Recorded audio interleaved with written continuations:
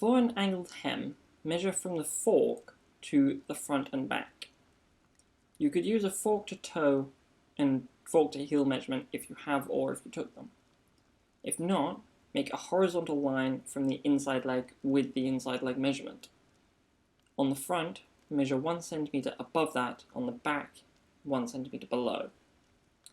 If, like I said earlier, the inside legs don't line up perfectly, then just measure from the midpoint between them.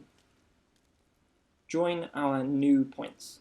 Do the same to the other leg and make sure that they're identical. It's at this point that I'd overlock along the hem rather than when we first made the legs, because now I know where I want the hemline, and I can cut it down a little if I wanted, to at least 5 centimeters. Though I'm not sure why I didn't trim the hem so that it's one line all the way around.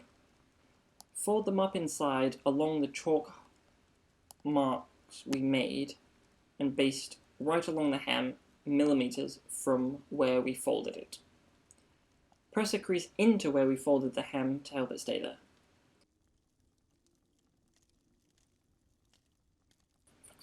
Obviously, having done both legs, fold the trouser inside out.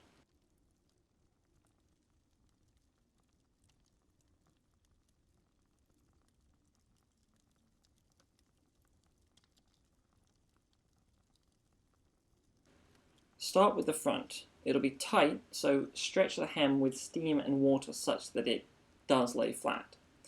This is why we flared the bottom of the trouser, and I can honestly tell the benefit of it.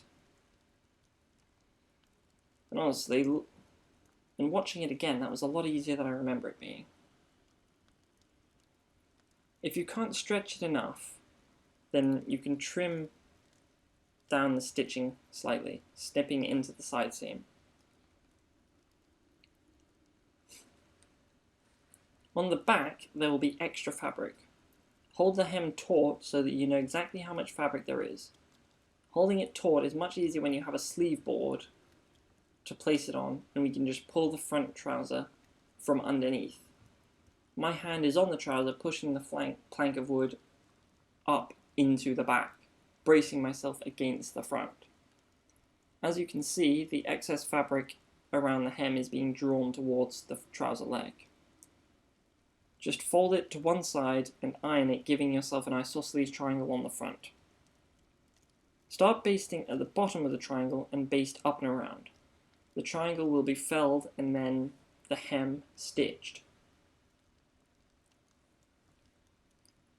I'm basting around the leg quite close to the top so that it's easiest to stitch later. I'm trying to keep it taut all the way around, and across the front I'm making sure that the ease we stretched out isn't trying to pull downwards again.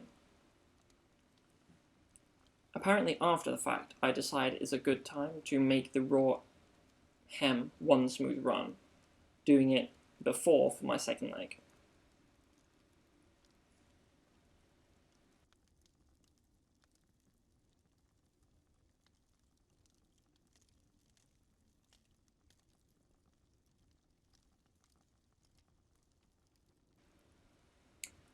Upon a successful pair of hems, because we folded the hem up, we need to create the same center front and center back creases in the now folded up pieces by ironing them. I think we could have guessed. So long as the hem was put up correctly and it's not pulling away from the trouser, it'll be sat snug with the leg and we can crease it neatly.